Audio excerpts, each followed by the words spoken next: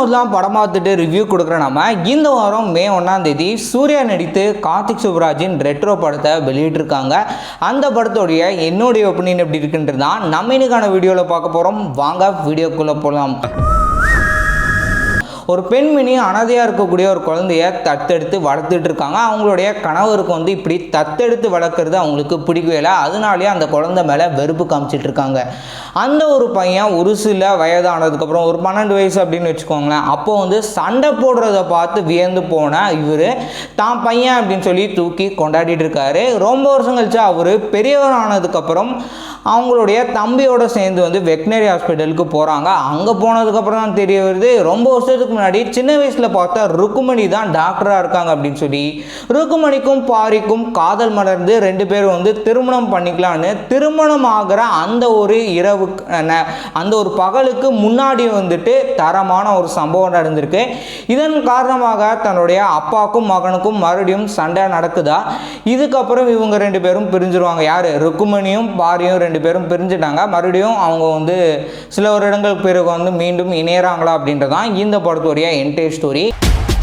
முதல்ல இந்த படத்துடைய செகண்ட் ஆஃப் எடுத்துட்டிங்கன்னா நம்மளுக்கு ரொம்ப அப்படியே லென்த்தாக கொண்டுட்டு போயிருக்காங்க அப்படின்னு தான் ஃபீல் ஆச்சு.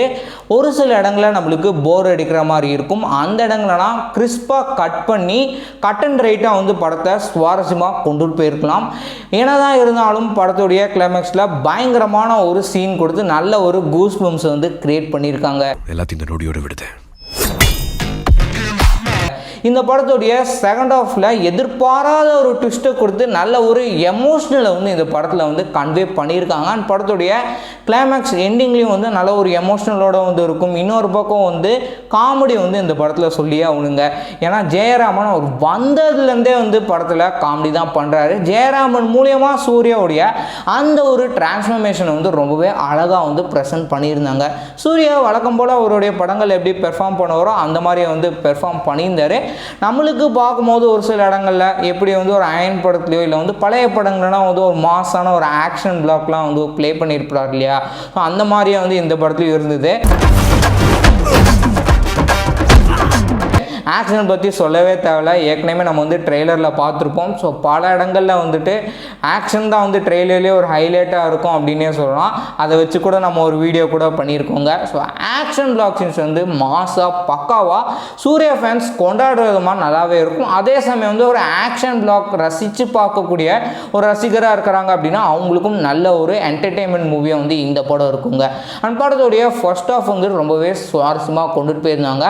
அடுத்தடுத்து என்ன நடக்க போது மறுபடியும் பூஜா டேஜை மீட் பண்ணுவாரா அப்படின்ற மாதிரி நல்லாவே கொண்டுட்டு போயிருப்பாங்க.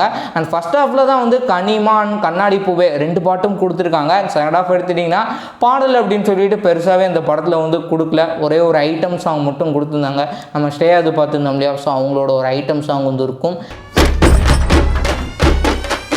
படத்தில் ஆரம்பத்துலேருந்தே லவ் லாஃப் வார் அப்படின்னு சொல்லிட்டு மென்ஷன் பண்ணியிருந்தாங்க இல்லையா. நடுவில் வரக்கூடிய அந்த ஒரு வேர்டுக்கான நல்ல ஒரு கருத்துள்ள ஒரு படமாக ஒரு மெசேஜை கன்வே பண்ணுறேன் அப்படின்னு சொல்லி கிளைமேக்ஸில் நல்லாவே கன்வே பண்ணியிருந்தாங்க. கிளைமேக்ஸ் மட்டும் இல்லைங்க, ஜெயராமோடைய கேரக்டர் எதுக்காக இந்த படத்தில் வச்சுருக்காங்க அப்படின்னு சொல்லி ஒவ்வொருத்தவங்களுக்கும் நல்ல ஒரு மெசேஜ் சொல்கிற மாதிரியான ஒரு படமாக இருக்கும்.